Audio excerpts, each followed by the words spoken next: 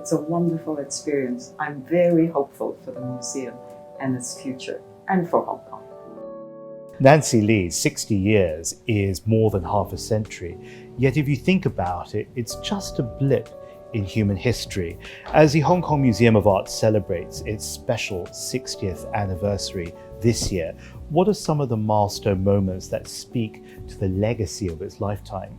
Well, I arrived in Hong Kong in the late 1980s, and I recall everyone saying this is a cultural desert. I didn't find it quite like that, because Hong Kong was very lively with folk traditions, but it didn't have sort of very established cultural institutions. So when the museum was built here on Tsim Sha Tsui in 1991, I thought the Hong Kong Museum of Art has the potential to become a very important cultural institution for Hong Kong and for Asia. How close are we to that ambition, though, of being a truly world-class cultural centre? Hong Kong has really changed in the past 20 years. Now we have an entire ecosystem of fine art fairs, of art auction houses, art galleries, and many buyers, collectors based here, and some fabulous new museums, both here in Tsim Sha Tsui as well as West Kowloon. I think Hong Kong can totally make its mark in arts and culture.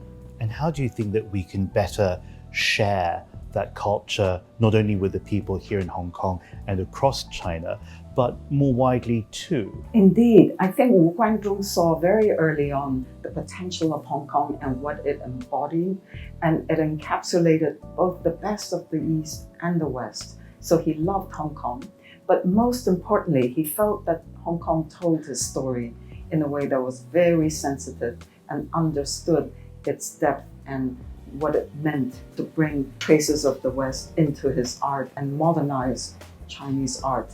Our museum underwent a major renovation and reopened during 2019 in the midst of social unrest. And we all had a bit of fear what might happen to the museum, as so many places in Hong Kong were not safe. But actually, the opposite happened. We could see that people were coming here and draw in inspiration and peace and quiet. Really, it was a moment of such joyful peace in the museum for them. And I think people enjoy that very much. The harbour offers us, and windows like these, a look onto the world as it happens. And the museum has been the gathering point of that as it unfolds.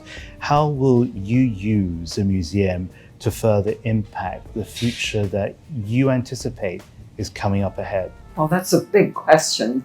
What we have been doing very quietly for many years is to bring young people into the museum through the schools by a free bus system. We've been drawing the wider public into the museum through Sunday concerts.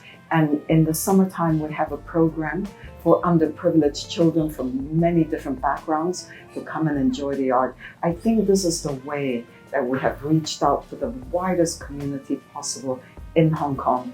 And this is a role that the museum will continue to play to nurture the young and to expose them to new ideas, great art. Please give a warm welcome for James Chau. I'm James Chau, host of the China Current, with a glimpse into tomorrow's world and stories about the human experience everywhere.